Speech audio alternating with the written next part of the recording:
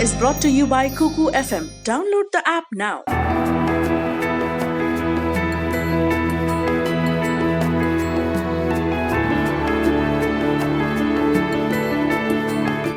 एक मकान है प्रभावशाली लुटियंस दिल्ली में, बंगला कहिए, 3 लाख में खरीदा गया एक बड़े कारोबारी से।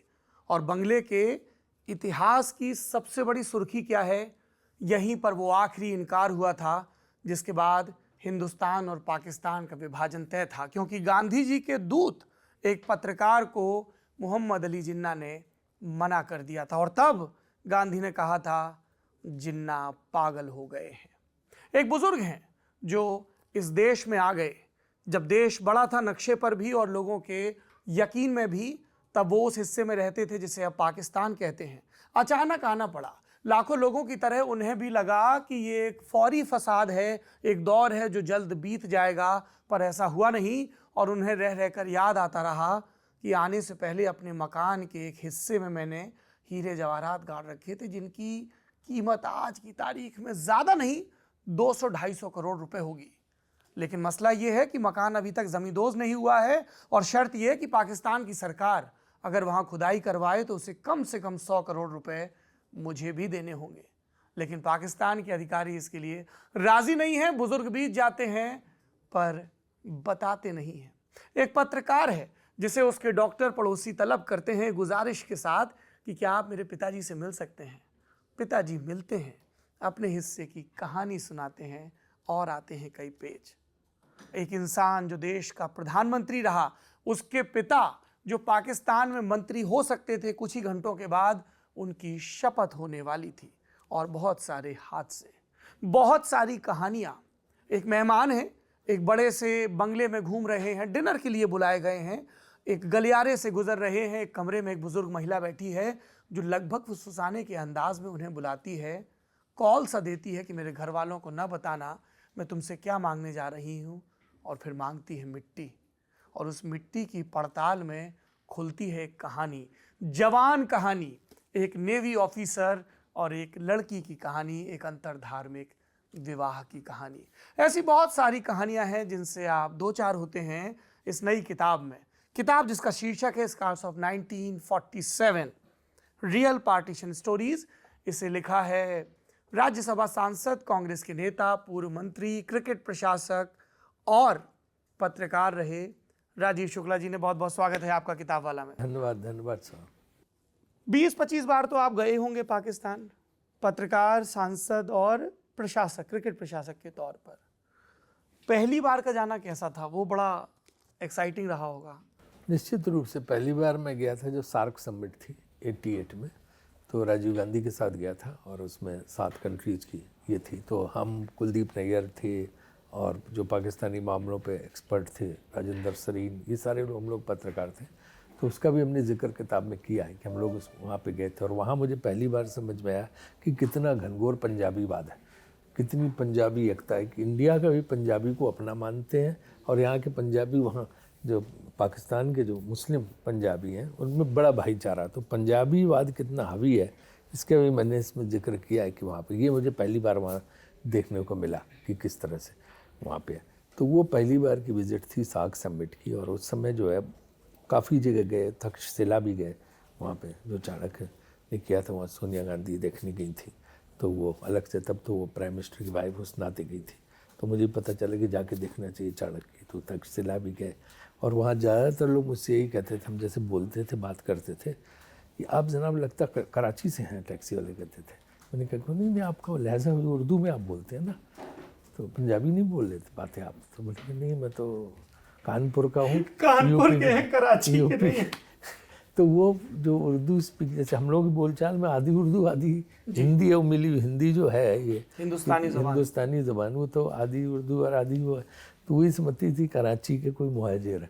तो मुहाजिर और पंजाबी होने का महत्व वहाँ, और मुहाजिर होने की तकलीफ़, इसका एहसास उस विज़िट में पहली बार हुआ। इंटरेस्टिंग। और फिर एक विज़िट वो भी थी जब आप वाया लाहौर इस्लामाबाद जा रहे थे और आपकी तैमूर साहब से मुलाकात हुई, प्रोफेसर तैमूर। वो बताइए, क्योंकि इसी बहाने हम दाखिल होंगे उनकी नानी और दादी के किस्से में। हाँ, तो वो ऐसा था कि हम रूबरू प्रोग्राम करते थे, पूरी पाकिस्तान सीरीज हमने रूबरू ये पे लेते। LTV पर आता था ना? LTP पे आया, फिर जो है ये ZTV पे आया, हाँ, है ना? बहुत उसके बाद- शुरुआती दौर था, हाँ, बहुत छोटे से फिर ध्यान। हाँ ZTV फिर आया, फिर काफ़ी साल चला। बल्कि मोदी जी का भी पहला इंटरव्यू वही था, हम ही ने किया था। उस पे आपने आया था। मायावती जी का भी एक इंटरव्यू किया था, मायावती वो का भी किया देखा था, काशी राम जी का किया था, इसमें तार तोड़ के वो उठ गए थे हाँ जी, हाँ वहाँ पे। और वाजपेयी जी का हुआ था, बहुत लोग। सोनिया जी का पहला इंटरव्यू हिंदी का, वो भी उसी में हुआ था, रूबरू में। बाल ठाकरे का भी, तो वो रूबरू प्रोग्राम बहुत पॉपुलर था, पाकिस्तान में भी बहुत पॉपुलर था। तो पूरी पाकिस्तान सीरीज़ की थी, जिसमें हमने बेनज़ीर भुट्टो, नवाज शरीफ, इमरान खान सब की किया था उस समय। तो उसी सिलसिले में जा रहे थे, तो फ्लाइट में ही मुलाकात हो गई। लोग तमीर जो क्या है कि वो ये सब लॉ कॉलेज के स्टूडेंट्स, उनके नए नए वो ये होते थे लेक्चरर, यंग थे सब। तो ये लोग बेंगलोर जाते थे, वहाँ के लॉ जो यूनिवर्सिटी है, लॉ कॉलेज है, वहाँ पे डिबेट बहुत होती प्रतिष्ठित, थी। जी। हाँ, उसमें वो लोग अक्सर पाकिस्तानी जीतते थे, क्योंकि एक तबका जो पाकिस्तान का अपर क्लास, अपर स्ट्रेटा, वो बहुत पढ़ा लिखा, बाहर से पढ़ा लिखा, और वो दूसरी किस्म का, वो मिडिल क्लास बहुत छोटा है। तो या तो वहाँ पे अपर क्लास है, या फिर एकदम नीचे डाउन ट्रॉडन है ना, लोअर मिडिल क्लास बोल लो या लोअर क्लास बोल लो, वो है। तो वहाँ उनसे मुलाकात हुई उस दरमियान, और फिर वो दोस्ती में तब्दील हो गई। क्योंकि जब हमेशा ध्यान रखना, बाहर जब कोई हिंदुस्तानी पाकिस्तानी मिलता है, इतनी दोस्ती हो जाती है, ऐसी प्रगाढ़ता होती है कि आप सोच भी नहीं सकते। ऐसा प्यार उमड़ता है दोनों में। तो लोगों में जो अवाम और अवाम के बीच में पीपल टू पीपल रिलेशनशिप बड़ी स्ट्रांग होती है। जब सरकारें आती हैं तो झगड़ा होता है, लोगों के बीच में बड़ी मोहब्बत होती है। मैंने देखा, एक मुझे वहाँ मिले, एक यहाँ खाना खाने गए हम, यशनी मन्ना, पंजाब केसरी के जमाले के सब थे, पंजाबी में लोग बात कर रहे थे। तो वो हमें भी पंजाबी समझा, तो वो अश्विन मन्ना से बात करते हुए बोला, वो बड़ा इंडस्ट्रियलिस्ट था लाहौर का, कहने लगा कि जी ऐसा है, ये तो जिन्ना ने मरवा दिया है ना। जिन्ना अगर नहीं, मतलब उसने पंजाबी बोला, मैं उसका अर्थ आपको बता कि जिन्ना ने मरवा, अगर ये मुल्क तकसीम न करता तो पेशावर से लेके पलवल तक 250 सीट इंडियन पार्लियामेंट में पंजाबियों की होती, और हमेशा पंजाबी वजीर आजम रहता। इसने मरवा दिया मुल्क तकसीम करके। इस तरह की ये भी एक नज़रिया है देखने का। एक नज़रिया है देखने की। तो उसी सिलसिले में तैमूर से मुलाकात हुई, फिर वो तैमूर की कहानी मैंने पूरी इसके अंदर डाली हुई है। आडवाणी जी राजी नहीं थे कि भारत और पाकिस्तान के बीच क्रिकेट मैच की ऐसी सीरीज़ हो जिसमें भारत की टीम जाए। उन्हीं दिनों पाकिस्तान के मार्शल लॉ लगाने वाले रूलर परवेज़ मुशर्रफ के काफ़िले पर भी बहुत आत्मघाती हमला हुआ था, बड़ा हमला हुआ था। पर आपने, जगमोहन डालमिया ने आपको ये जिम्मेदारी दी, आपने मना लिया वाजपेयी साहब को आडवाणी जी को सरपास करके। कैसे मनाया, ज़रा आपने किताब में जिक्र भर किया है, मैं विस्तार से जानना चाहता हूँ। विस्तार उसका ये है कि ये जब डालमिया जी का ज़माना था, बिंद्रा साहब का ज़माना था, और पहले, अब तो थोड़ी सी तब्दीली आई, वरना हमेशा पाकिस्तान क्रिकेट बोर्ड BCCI के साथ रहा। ICC में हमेशा PCB ने हमें इंडिया को सपोर्ट। एहसान मुनी वगैरह हुआ करते थे। एहसान मनी होते, एहसान मनी का जब ये टेन्योर हुआ तब तो उनका रुख बदला हुआ था। पहले एहसान मनी वगैरह सारे लोग थे, या इसके पहले के लोग थे, ख़ासतौर से शहरयार खान साहब जो फॉरेन सेक्रेटरी थे। और शहरयार साहब, उनकी स्टोरी भी है पूरी फैमिली की। एक्चुअली अगर वो जाती नहीं, उनकी माँ, तो नवाब साहब भोपाल तो वही होते, इतनी बड़ी प्रॉपर्टी, इतना बड़ा उनका ये। तो उनकी माँ चली गई थी पाकिस्तान, तो शहरयार साहब फॉरेन सेक्रेटरी भी थे पाकिस्तान के। तो इंडिया और पाकिस्तान क्रिकेट बोर्ड बहुत दोस्त होते थे, बहुत अच्छा है इन लोगों का रिश्ता होता था, हमेशा वो सपोर्ट करते। तो जगमोहन डालमिया जी का कमिटमेंट था कि पाकिस्तान में खेलने जाना है, तो उन्होंने मुझे कहा कि भाई तुम ये किसी तरह से कराओ। तो आडवाणी जी का रुख जो है उतना इसके पक्ष में नहीं था, ऐसा मुझे बताया गया। मेरी तो सीधी कोई बात नहीं, लेकिन उनका तो मैंने वाजपेयी जी से डिस्कस किया। तो वाजपेयी जी ने मुझे कहा कि क्या मसला। मैंने कहा कि भाई ये ऐसे ऐसे होना चाहिए, आपको भी फ़ायदा मिलेगा और हमें भी।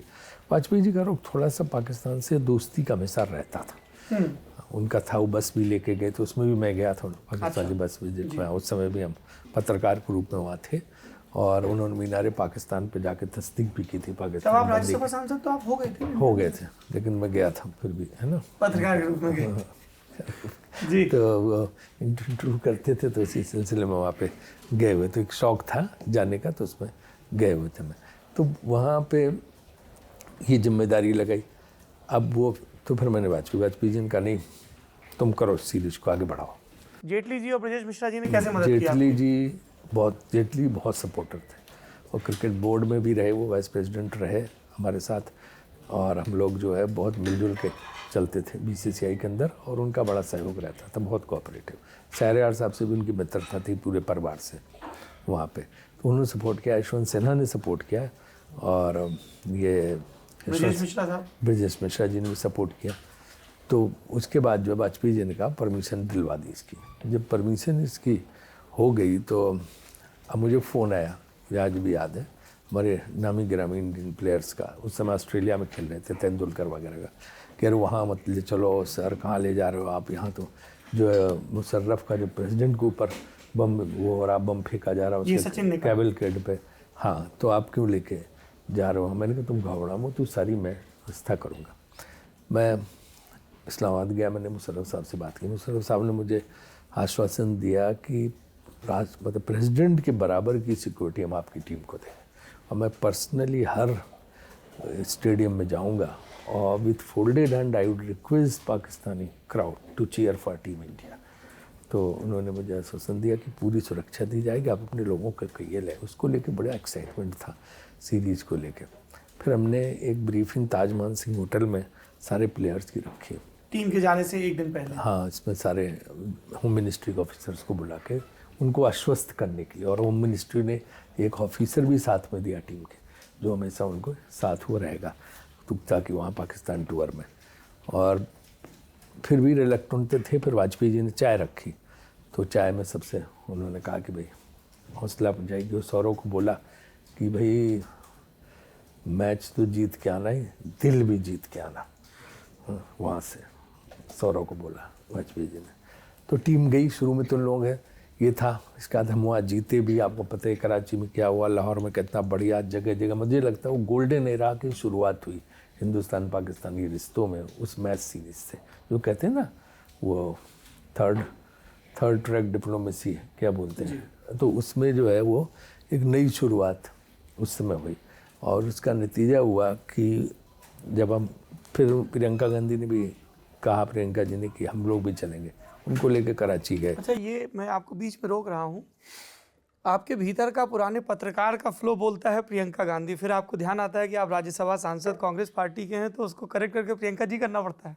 ऐसा नहीं है, हमारी नॉर्मली आदत है कि हम मोदी जी बोलते हैं, अमित शाह जी बोलते हैं, अटल जी बोलते हैं, तो वो अब आपको भी सौरभ जी बोलते हैं, तो उसमें क्या ऐसी कोई बात नहीं। तो प्रियंका गांधी ने कराची के वनडे से पहले, वो ऐतिहासिक वनडे जिसमें राहुल द्रविड़ 99 रन पे बोल्ड हो गए थे शोएब अख्तर की गेंद पर, आशीष नेहरा ने आखिरी ओवर फेंका था और सफलतापूर्वक डिफेंड किया था, तो उस मैच के लिए प्रियंका गांधी ने आपको कॉल किया।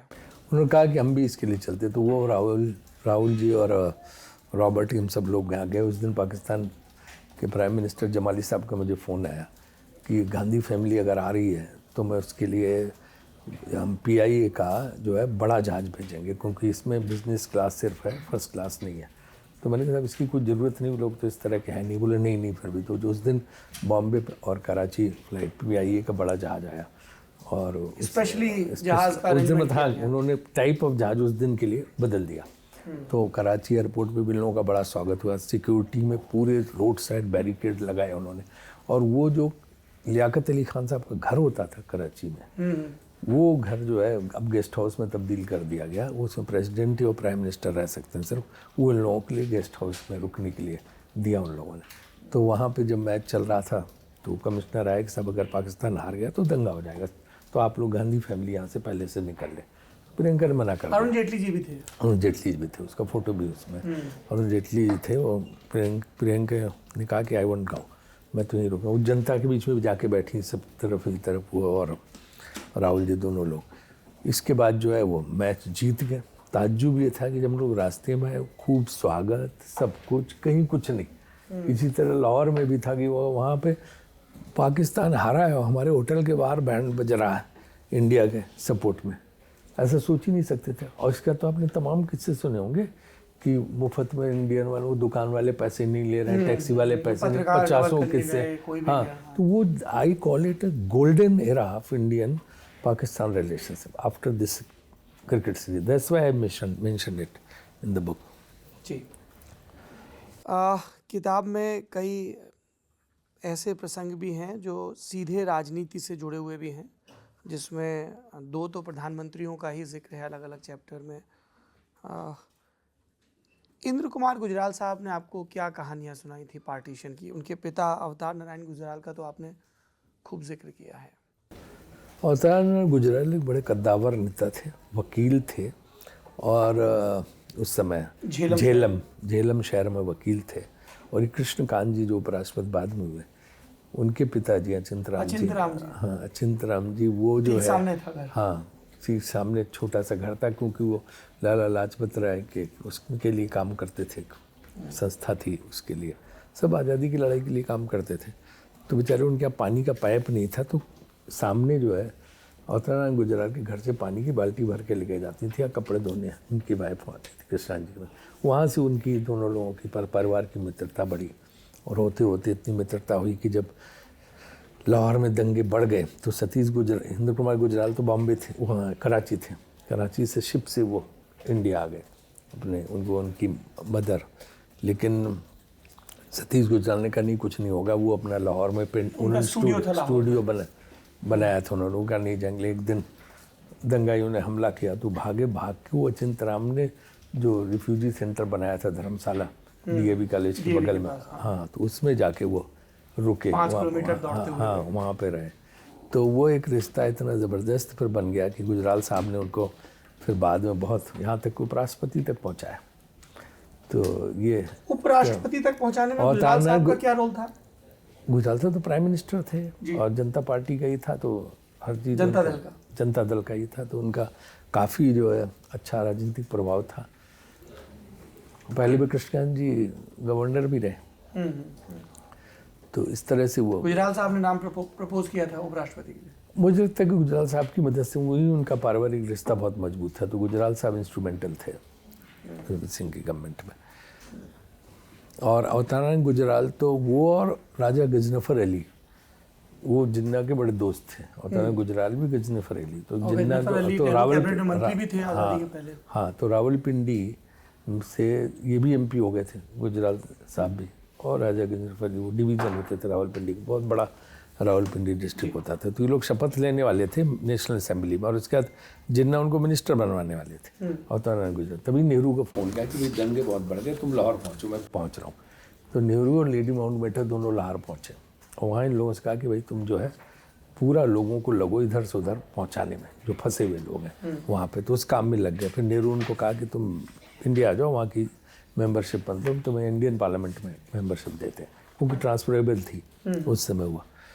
फिर लेकिन यहाँ आके उन्होंने बेचारे इतने भले सीधे, तो उन्होंने कहा कि इतने कम पैसे मिलते हैं, 250 रुपये मिलते थे MP को, तो इसमें हमारा खर्च नहीं चलेगा, हम जलंधर हमारी फैमिली रहती, बच्चे रहते हैं, तो हमें तो कुछ पंजाब में दिला दो। पंजाब में उन्होंने समझा कुछ मिनिस्टर वगैरह बनना चाहते हो, चीफ मिनिस्टर को फ़ोन किया कि भाई इनको वहाँ ले लो।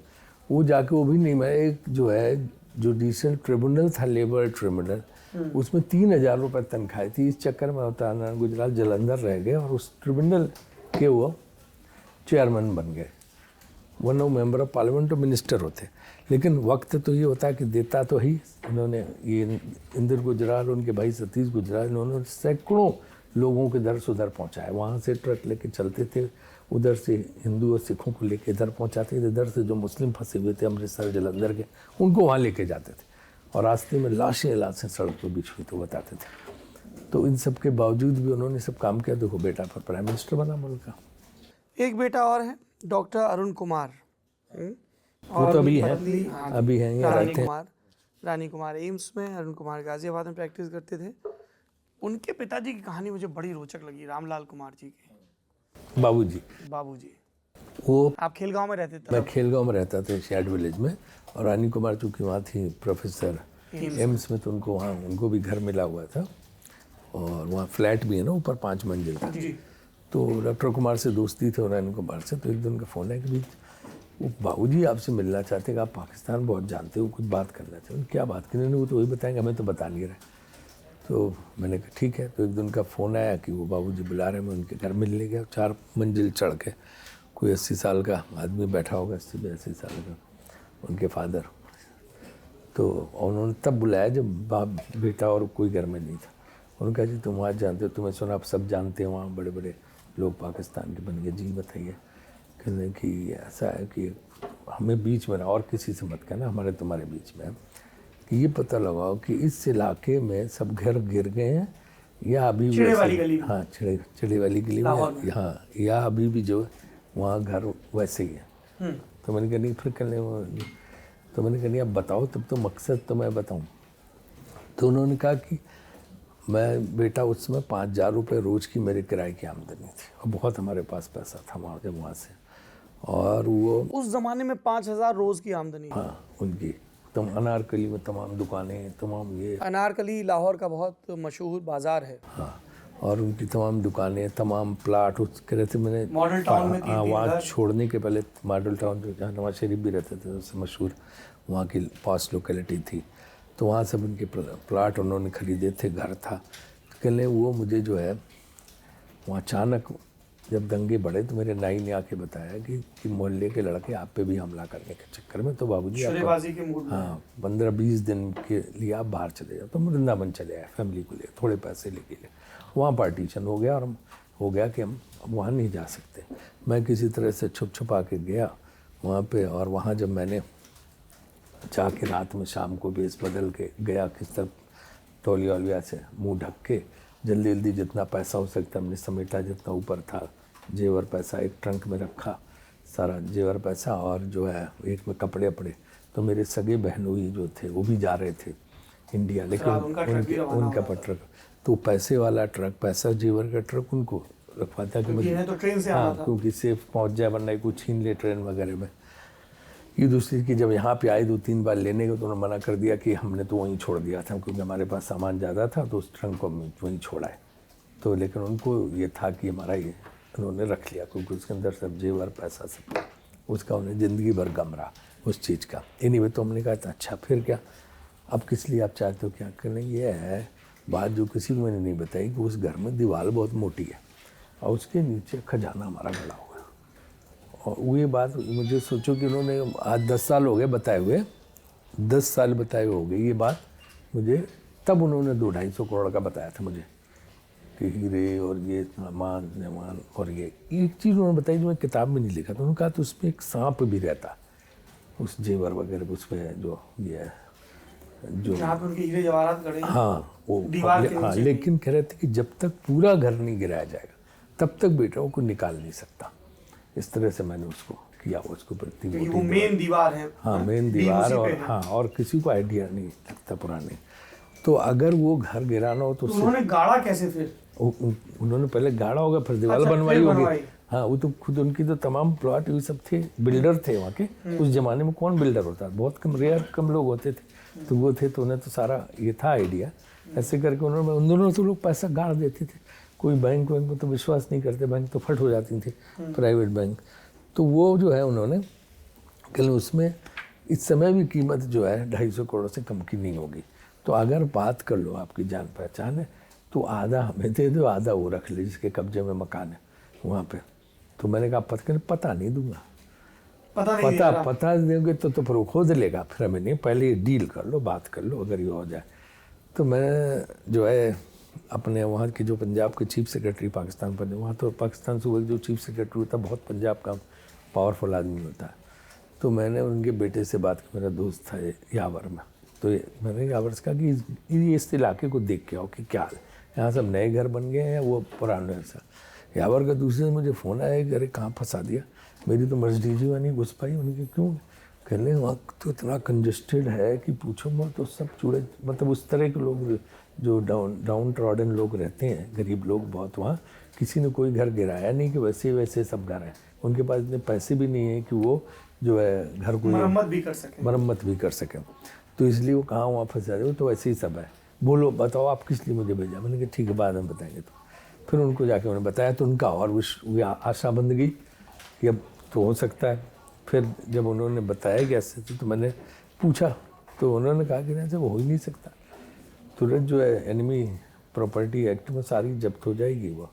तो मैंने उनसे फिर वो कहते रहे नहीं ट्राई करो, लेकिन मैंने कहा नहीं होगा। तो बाबूजी ने फिर बात ही करना बंद कर दी मुझसे। है ना, क्योंकि उन्हें लगा कि अभी काम हो नहीं सकता। और वो अपने घर वालों तक को आज तक पता नहीं दे के गए, अपने बेटे को भी नहीं पता दे के गए। कमाल। अब ऐसे कितने घर होंगे जहाँ पैसा दबा हुआ पहले, क्योंकि सारे अमीर तो लाहौर में रहते थे, हिंदू और सिख। हीरे चले गए, खीरे रह गए। हाँ, ये मॉडल टाउन वाली स्टोरी थी। और राजा मेहंदी अली खान के बहनों ही रहते थे उसमें। जो राजा मेहंदी अली खान उन कुछ लोगों में थे जिन्होंने रिवर्स माइग्रेशन किया था, जो थे पाकिस्तान में, जैसे शाहरुख खान की फैमिली ग्रैंडफादर, वो पेशावर से इंडिया आए, उन्होंने पाकिस्तान रिफ्यूज़ कर दिया मानने से। इसी तरह से राजा मेहंदी अली खान इतने बड़े यहाँ पे झुमका गिरा ले बरेली के बाजार में, सब गाने उन्हीं के लिखे हुए, लग जा गले, हाँ, सब उनके लिखे हुए। तो इस तरह के तमाम लोग थे जो वहाँ से जो है, जो वतन की राह में वतन के नौजवान शहीद, ये भी उन्हीं का। हाँ, रिवर्स माइग्रेशन। तो वो बड़ी दिलचस्प कहानी है। वो मौलवी साहब का जो जिक्र है, उनके सगे साले थे राजा मेहंदी अली खान। तो मैं इसलिए इस मौलवी साहब की कहानी पे रुकना चाहता हूँ। मैं वो मंजर सोच रहा हूँ कि कांग्रेस के आह्वान पे मौलवी साहब तो अपने मकान पर तिरंगा फहरा रहे हैं और उनकी बेगम काला झंडा, विरोध में काला झंडा फहरा रही हैं, और उन बेगम के भाई हिंदुस्तान चले जाते हैं। और ये फाइनली जब वो घर छोड़ते हैं तो वो हफीज जलंधरी को देखे आते हैं।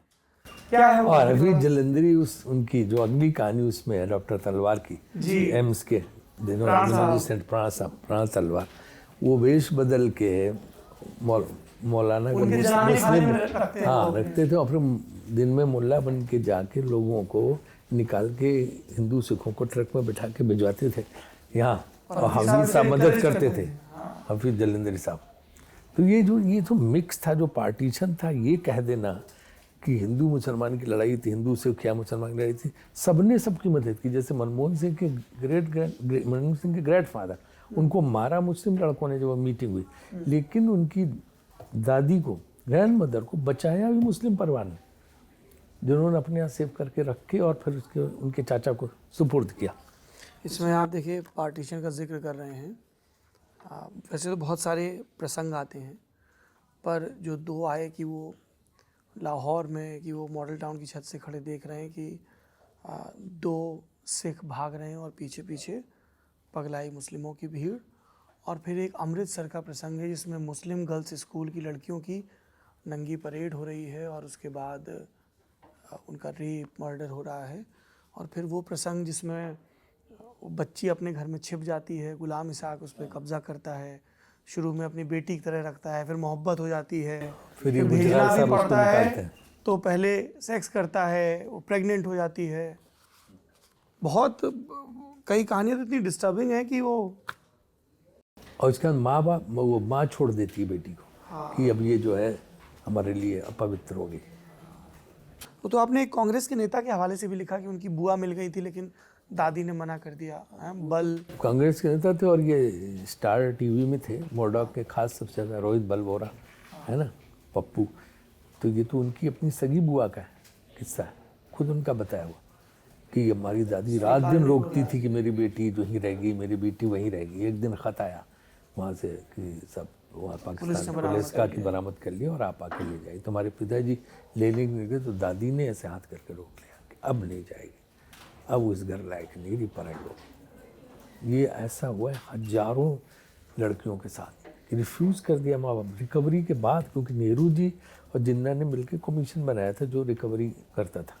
डोमिनियन एग्रीमेंट जो हुआ था, है ना, दोनों तरफ से, और प्रबुद्ध महिलाएं उसमें लगी थी। उसमें सभी बिमला वगैरह जी वगैरह सारे लोग, कमला, ये सब लोग लगी हुई थी, और वो सारा भाई भी थी, सारा भाई सब लोगों ने, लेकिन वो जो है तमाम लोगों ने रिफ्यूज़ कर दिया, एक्सेप्ट कर। 20,000 ही ऐसा हुआ कि हुआ, हाँ।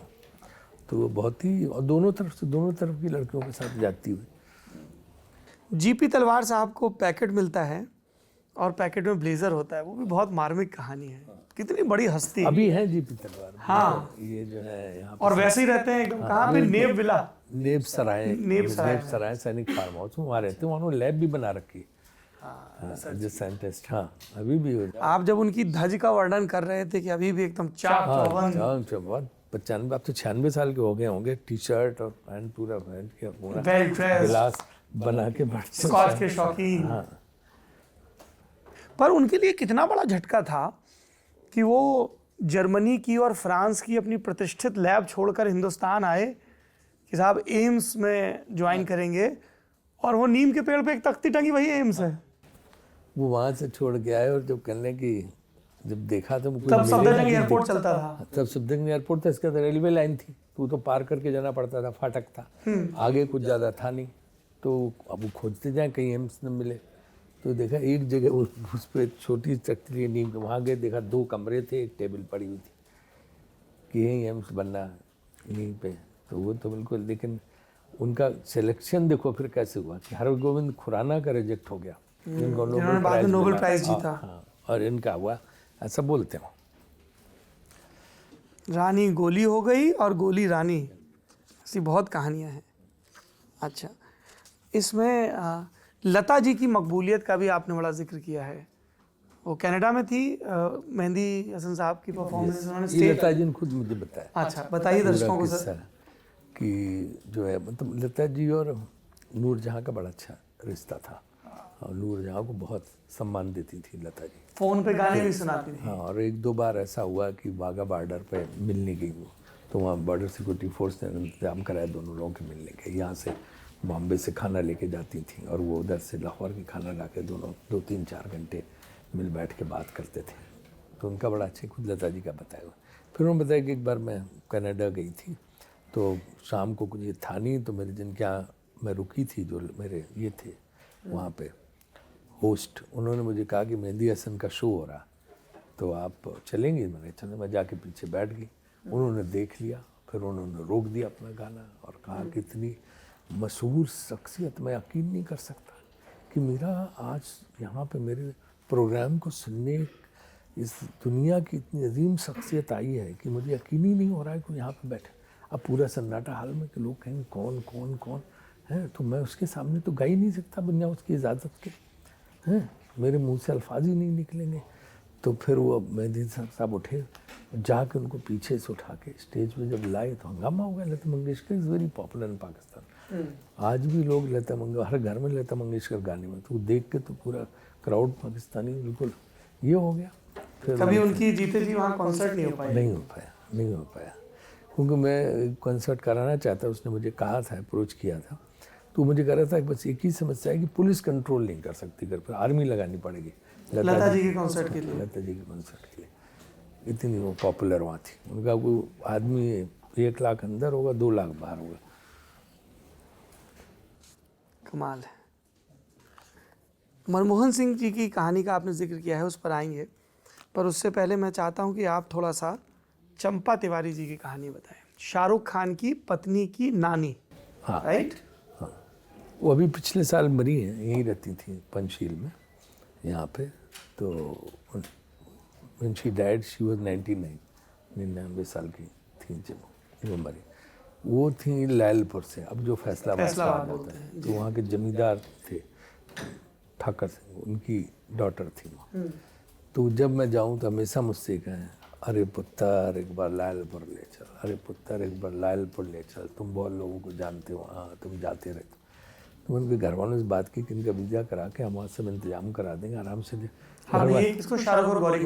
शाहरुख गौरी को भी कहा, और जो है वो उनका बेटा जो है मामा जी वो, और गौरी की मम्मी है ना, उनको भी उनका कहाँ जा पाएंगे, उनको कहाँ ले जाओगे, तो भेजने के लिए तैयार नहीं थे। तो मैंने कहा चलो नानी के लिए हम सब फोटोग्राफ लेके आते हैं। तो मैं लाहौर गया हुआ था, तो वहाँ से हमने वो चीफ सेक्रेटरी से बात की, तो उन्होंने सारा इंतजाम करा दिया, सब डीसी वगैरह को बोल दिया। और फिर आज हम होते हुए दरगाह, उसमें हमने रास्ते में जिक्र किया है उसका भी, जहाँ जहांगीर रहता तो उसने अपनी शिकार गाय बनाई हुई थी, क्योंकि अकबर से उसकी लड़ाई रहती थी बहुत ज़्यादा अपने फादर से। तो वो वहाँ पर रहता, वो सब सेखूपुरा, सेखू उसका नाम था ना घर का। सब देखते वहाँ गए। अब वहाँ से मैं फ़ोन पे नानी से पूछता जाऊँ, स्कूल सेम का सेम, उनका घर वकीलाती गली में सेम का सेम, घंटा घर वैसा, उसमें संस्कृत के अभी भी वैसे वर्ष, राम मंदिर, हाँ वैसे ही सब कुछ सेम, कुछ उन्होंने डिमोलिश किया ना कुछ, सिर्फ ये है कि तार गंदगी थोड़ी बढ़ गई है ना, भीड़ भड़का। वो कुल्फी वाला भी वही सब। हाँ, वो कहानी बताइए, वो तो बड़ी कमाल है। तो उनके मैंने नानी से कहा, उनको पूछा, नानी कहाँ वो है फला कुल्फी वाला, उनको सब याद था वो उस वाले वो। तो उसने कहा कि हाँ जी फैमिली होती है, उसके बाप ने, बूढ़े बाप ने बताया वहाँ पे। तो नानी का दिल वहीं रखा हुआ था। तो उनके लिए सारे कुछ हमने ये फ़ोटो वगैरह सब इकट्ठे किए और उसी से वो कि कैसे ये जो घरों के अलॉटमेंट हैं इनमें कैसी गड़बड़ियाँ, जो जिसने पाया वही घर कब्जा कर लिया। भले ही उसको maintain करने की जो भी कुछ हैसियत नहीं हो या थे ना हो। इंडिया में उन्होंने अच्छे पा गए, और जो बाद में गए उनको कुछ नहीं मिला वहाँ पे उन घरों में। तो वो फिर उनको नानी अक्सर उनको देखा करती थी, फ़ोटो को देख देख के वो बेचारी रोती रहती थी। तो उनको हमेशा दिल रहा कि कैसे हम जाए। मैंने सोचा था कि एक NGO क्रिएट होना चाहिए इधर भी जो कुछ बचे हैं लोग उनको उनकी कम से कम जन्मभूमि या रूट्स दिखा दिए जाए एक बार, लेकिन वो सफल नहीं हो पाया।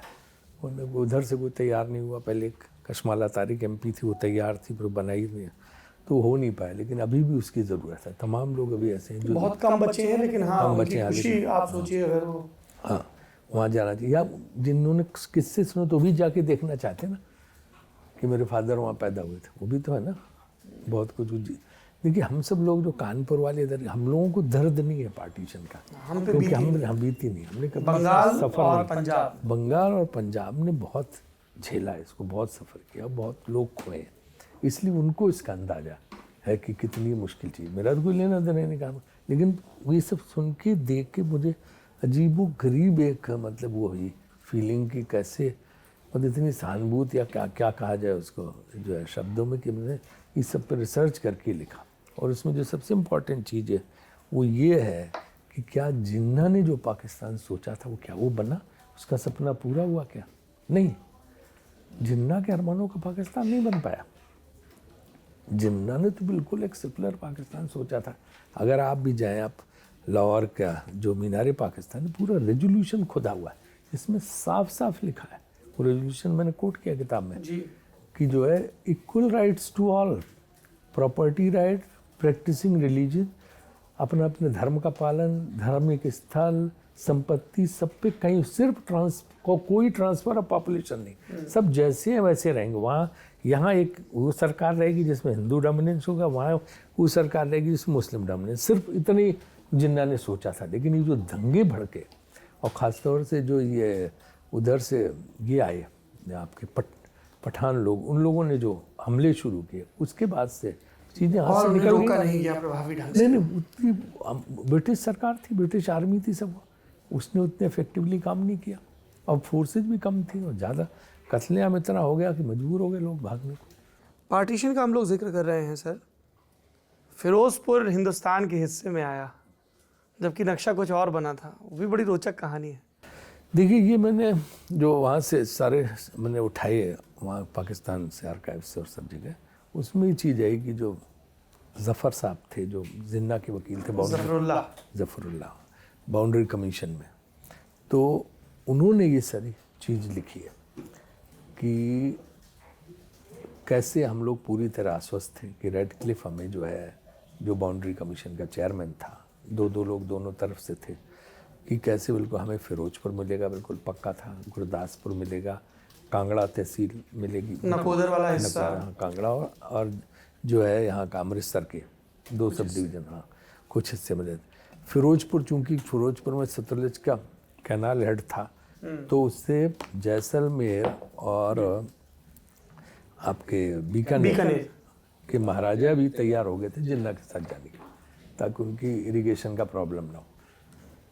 ये जब नेहरू को ये पता चला, नेहरू को बड़ी गाड़ियाँ मिलती हैं, मगर एक्चुअली तथ्य वो वहाँ की किताबों से निकला कि जब नेहरू को ये प्लान लीक कर दिया, एक जो माउंटबेटन के सेक्रेटरी ने, हाँ स्टाफ ऑफिसर जो होता था वो नेहरू का क्लोज था, गोरा वो भी था, तो उसने उनको ये लीक कर दिया। और फिर इसके बाद उन दिनों क्या था कि Nehru was interim prime minister, और दूसरी तरफ से कोई जिन्ना वगैरह प्राइम मिनिस्टर थे नहीं, तो बॉस नेहरू थे, तो सब गवर्नर भी उनको रिपोर्ट करते, चाहे अंग्रेज गवर्नर थे उस समय के आए हैं, तो एक त्रिवेदी जी गवर्नर थे, ईस्ट पंजाब के थे शायद, ईस्ट पंजाब के, इधर वाला हिस्सा जो अपने ईस्ट पंजाब हम लोग की तरफ आया, उन्होंने भी कहते हैं नेहरू जी को बताया। तो नेहरू जी ने तुरंत बात की और माउंटबेटन के पास गए, तो माउंटबेटन ने उनको कहा कि आपको जो जो करेक्शन चाहिए आप करिए इस पर। तो नेहरू ने पूरा फिरोजपुर निकाल लिया, अमृतसर तहसील, अमृतसर ज़िला पूरा बचा लिया, कांगड़ा पूरा बचा लिया, आपका ये कश्मीर की वजह से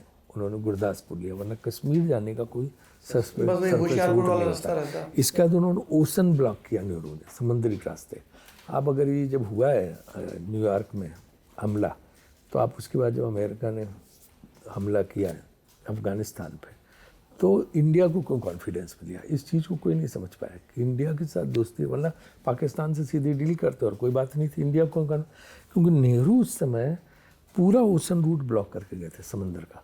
आप कराची पोर्ट पे पहुंच ही नहीं सकते बिना इंडियन वाटर टेरिटरी, तो उसकी परमिशन चाहिए, क्योंकि सारा शिपमेंट जो है वो आता था उधर से, शिप से वहाँ आता था अमेरिका का गवादार, 9/11 के हमले के बाद 9/11 उसके बाद वहाँ से बाई रोड जाता था अफगानिस्तान। तो वो सब नेहरू ने वो ब्लॉक किया। रिवर्स वो दी जिनका पानी यहाँ से पाकिस्तान की तरफ जाता था, उल्टे नहीं आता था कि जब चाहो टैप बंद कर दो और वहाँ प्रॉब्लम खड़ी हो जाए। इसीलिए जो ये अभी भी झगड़ा जो चलता है उसी लिए चलता है वहाँ पे। ये सारे प्रिकॉशन नेहरू ने लेके जो है तब ये पार्टीशन, इसीलिए उसमें जो जहाँ आ रहा है उसने लिखा है कि जब शपथ हो रही थी जिन्ना की, वहाँ पे मातम का माहौल था, क्योंकि फिरोजपुर नहीं मिला और दूसरे इलाके जो मिलने तो नहीं मिल पाए, वो नेहरू ने छीन लिया। तो ये जो है कुछ तथ्य ऐसे जो पाकिस्तान के रिकॉर्ड से मिले। अच्छा, जिक्र कर रहे हैं इसका, तो वो जो लियाकत अली खां और उनकी बेगम और जिन्ना की बहन के बीच का जो विवाद था, कुछ उसके बारे में बताइए। देखिए, लियाकत अली साहब की वाइफ काफ़ी डोमिनेट करती थी, और आयरीन पंत नहीं, शीला पंत, शीला पंत थी अल्मोड़ा की जी, लखनऊ में पढ़ी हुई। उस ज़माने में उन्होंने पोस्ट ग्रेजुएशन इकोनॉमिक्स में किया था। इसके बाद इंद्रप्रस्थ कॉलेज में पढ़ाती थी वो, और यहीं उनकी मुलाकात लियाकत अली खान साहब से हुई 31 में या उसके पहले, और दोनों में अफेयर हो गया और शादी कर ली उन्होंने। उसके बाद वो राणा लियाकत बन गई शादी कर। फिर वो लियाकत अली साहब जिन वहाँ पढ़ने चले गए इंग्लैंड में, तो वो भी वहाँ वकालत करने लगी। तो शीला पंत भी वहीं वकालत करती थी, उनके साथी मियाँ बीबी, और जिन्ना के साथ शाम को ब्रिज खेलते थे। जिन्ना से दोस्ती, बाद में उन लोगों ने भी परस्यू किया जिन्ना से कि वापस चलो और वहाँ नया मुल्क बनाओ। तो जिन्ना लौट के, वरना जिन्ना चले गए थे इंडिया छोड़ के, वो तो आज़ादी की लड़ाई उनकी दिलचस्पी। हाँ, तो वो बाद में राना वो शीला पंत, फिर वो राना लियाकत बनी। पाकिस्तान में बड़ा उनका डोमिनेंस रहा, उनकी बड़ी रिस्पेक्ट हुई। लेकिन एक्चुअली वो जो है, वो जो बोलते हैं ना, लंबी धोती की ब्राह्मण थी अल्मोड़ा की, वहाँ से। और उनका और फातिमा का झगड़ा, फातिमा को कोई महिला जिन्ना के करीब आया बर्दाश्त नहीं होता था। वो जिन्ना कोई क्लोज, हम जिन्ना की बहन थे। जिन्ना ने एक बार, किसी ने कहा तो उन्होंने एक बार मजाक में कहा भी कि लोग कहते हैं मैंने पाकिस्तान बनाया, इसने पाकिस्तान सिर्फ 2.5 लोगों ने बनाया, मैं और मेरी बहन और आधा मेरे टाइपिस्ट ने। और वही फातिमा जिन्ना के साथ क्या उन्होंने लिखा, हाँ, चुनाव हार गए, अयूब ने उनको कितना बेइज्जत किया और हारे। और मैंने उनका घर देख के कराची में आया हूँ उनका, तो कैसे मारी गई मिस्टीरियस कंडीशंस में। उनके अपने एक रिश्तेदार आरोप लगाए कि उनको मार दिया गया, मर्डर कराया गया उनका। जिन्ना की बहन का कत्ल हुआ था। फातिमा जिन्ना तो मरी पाएंगी ना, कत्ल हुआ था। आज तक कभी खुले नहीं, ना केस, ना मिस्ट्री, ना कुछ, सब ऐसे दबा दिया। एक ये कई किस्से में जानबूझ के छोड़ रहा हूँ ताकि बहुत है। हाँ, पर ये जो भोपाल वाला परिवार था, शहरयार साहब के संदर्भ में जिक्र किया, वो बताइए ज़रा। देखिए, जो नवाब साहब भोपाल थे, उनकी सिर्फ 2 बेटियां थी, है ना, कोई बेटा नहीं था। और तो उनकी जो बड़ी बेटी थी, ऑब्वियसली वही वारिस बनने वाली थी। तो शहरयार साहब की मदर, शहर साहब की मदर, और वो बहुत तेज तर्रार थी, जीप चलाती थी, घोड़े चलाती थी, कहते हैं अखरोट ऐसे रख के तोड़ देती थी। अच्छा जी। हाँ, और बहुत अच्छी जो स्क्वैश की प्लेयर थी उस जमाने में गोल्फ। नवाब की बेटी, भोपाल रियासत तो बहुत बड़ी थी, अरबों खरबों की संपत्ति थी। उन्हीं का सबसे बड़ा जो है उनका वो, उसको क्या, सराय जो है ये मक्का में उनकी थी, नवाब साहब भोपाल की, जिसमें लोग जाके रुकते थे। और उसमें जो है वो उसको अब वहाँ सब जगह एक्वायर कर रही सऊदी अरबिया गवर्नमेंट, ताकि वहाँ पे सब बनाया जा सके। तो उसमें कोई 30 मिलियन जो है का मुआवजा इनको ऑफर हुआ, वो जगह एक्वायर की। लेकिन वो मुआवजा जाए किसको? बस शहरयार साहब भी के लड़ने, सऊदी अरब का नहीं, तो सब इंडिया। तो वो इंडिया बना, एनिमी प्रॉपर्टी में आएगी, तो हम तो इंडिया का जिसका वारिस है उसको मिलेगा। फाइनली किसी ट्रस्ट में शायद पैसा आया, ऐसा मैंने सुना है, आप आगे तफ्तीश कर सकते हैं। लेकिन 30 मिलियन का मुआवजा, क्योंकि बिल्कुल काबा के पास था। वहाँ सोचो, इंडियन नवाबों के भरोसे उन दोनों ये चलता था मक्का। जो है यहाँ से लोग जाते थे वो। तो नवाब साहब का ये था। तो उनकी जो ये बड़ी बेटी थी वो इंग्लैंड में, वो तो नाराज़ होकर अपने पिताजी से चली गई थी, क्योंकि उनका उनके पति से झगड़ा हो गया। तो पति बेटे को मांग रहा था, इनको शहरयार साहब के छोटे थे। तो उनके नवाब साहब ने फैसला दिया भोपाल के रूल के हिसाब से कि पिता के पास बच्चा जाएगा। उसको लेकर वो रात में चुपचाप अपने बेटे को लेकर लंदन भाग गई। वहाँ से बिना बताए अपने एक दोस्त डॉक्टर सोडी या सोनी किसी की मदद से वो निकल के बॉम्बे गई ट्रेन से, वहाँ से वो लंदन चली गई। अब वो ट्रेस नहीं हो रही। फिर लंदन में एक वहाँ में उन्होंने कोई कार रेस या स्क्वैश रेस या गोल्फ में किसी में वो जीता, उसमें फ़ोटो छपा, वहाँ से पता चला। तो नवाब साहब ने पूरी, उनकी दोस्ती थी लंदन में भी, पूरी कोशिश की कि इसको लेके आए। वहीं उनको पाकिस्तान के लिए प्राइम मिनिस्टर एक मिले, उन्होंने उनको परस्यू करके 51 में उनको ले गए पाकिस्तान। वहाँ बड़े बड़े उनको प्रॉमिस की मिला, उन्हें कुछ नहीं, सिर्फ एम्बेसडर बना दिया था उनको, जो है राजदूत, बाकी उनको बहुत कुछ नहीं मिला वहाँ पे। लेकिन ये सोचो अगर यहाँ रहती, उनकी फैमिली को आज भी, शहरयार साहब हैं, उनकी वाइफ मिन्नो, वो आज भी बोलती, उनका जिक्र इसने मैंने किया, करे क्यों चले गए, अगर यहाँ रहते तो देखो कितनी बड़ी जो है अफसोस है, बहुत अफसोस, बहुत अफसोस। वो भी पूरी तरह अपनी इंडियन ही मानती है। वो बरेली की एक्चुअली, उनके फादर भी फॉरेन सर्विस में थे वहाँ पे। तो इतना बड़ा इन लोगों का ही था। आप तो ये किस्मत होती है कि कहाँ जो है वो होती बेगम साहिबा भोपाल और कहाँ वहाँ जाके फंस गई। इतनी दफ़ा आप गए तो आपने इसमें से कई ह्यूमन स्टोरीज निकाल के ये किताब बनाई। क्रिकेट एडमिनिस्ट्रेटर के तौर पर आप तमाम बड़े बदलावों के गवाह भी रहे हैं और तमाम ऐसी चीज़ें भी हैं जो आप ही को पता है, चाहे वो मुदगल कमेटी, लोढ़ा कमेटी के दौर का बीसीसीआई हो, ललित मोदी पर हुई कार्रवाई और फिर उनकी मुकदमेबाजी हो। तो ऐसा कोई इरादा है क्या राजीव शुक्ल का कि हम क्रिकेट पर भी एक पत्रकार वाले अंदाज में किताब लिखें, या स्टेक्स बहुत हाई हैं वो नहीं बताएंगे कभी? नहीं, ये जो है इसमें कोई शक नहीं कि जब मैं मैनेजर था टीम इंडिया का और लॉर्ड्स में हमने वो नेटवर्क सीरीज जीती थी जी, जिसमें सौरव ने मेरी टी शर्ट उतारी थी, तो 325 रन का टारगेट था वो बनाने था। तो उसके बाद मुझे ऑफ़र आया था कि किताब जो है एक आप इस पे लिखिए, है ना, टारगेट 325 नाम नेम करके। लेकिन तब मैंने सोचा कि अभी हम क्रिकेट एडमिनिस्ट्रेशन में अगर क्रिकेट पे किताब लिखेंगे तो किताब में मेरा न मानना है कि फिर सच लिखना पड़ता, उसके बाद बड़े झगड़े होंगे, क्योंकि किताब में आप धोखा नहीं दे सकते, क्योंकि जनरेशन्स तक चलती पढ़ी जाती, लोग उसको सत्य मान के चलते हैं। अगर उसमें आप मैनिपुलेशन करेंगे और झूठ लिखेंगे तो फिर वो पीढ़ी दर पीढ़ी उसी को सत्य मानने लगती जो झूठ लिखा के। तो फिर मैंने नहीं लिखा। लेकिन निश्चित रूप से 32 साल मुझे बीसीसीआई में हो गए, मन तो है कि मैं लिखूंगा तमाम चीज़ें, किताब एक जो पूरी बेबाकी के साथ। हाँ, सही पक्ष जो है। चलिए राजीव शुक्ला जी, आपने इतना समय दिया किताबवाला में, इतनी सारी चीज़ें बताई, बहुत बहुत धन्यवाद। इस एपिसोड में एक बार फिर से किताब का जिक्र कर देते हैं, scars of 1947 real partition stories. कई दर्शक पूछेंगे कि इसका हिंदी अनुवाद कब आएगा? हिंदी आप अनुवाद तो मूलतः हिंदी के पत्रकार हैं। हाँ हाँ, तो हिंदी अनुवाद जल्दी आएगा, है ना, वो हो गया है कंप्लीट। और ये जो है अब उसको जल्दी, क्योंकि पेंगुइन नहीं छापी और पेंगुइन हिंदी का अभी आजकल नहीं कर रहा है ना, कर रहे कम कर रहे हैं हिंदी की, तो इसलिए जो है वो हिंदी का किसी दूसरे प्रकाशक को देंगे। अच्छा, ये बातचीत आपको कैसी लगी कमेंट बॉक्स में ज़रूर बताइए, और ये भी बताइए कि इन दिनों आप कौन सी किताबें पढ़ रहे हैं। देखते रहिए लल्लन टॉप। आप सब दर्शकों का बहुत बहुत शुक्रिया, क्योंकि आप ही की वजह से ये सिलसिला, ये कारवां आगे बढ़ रहा है।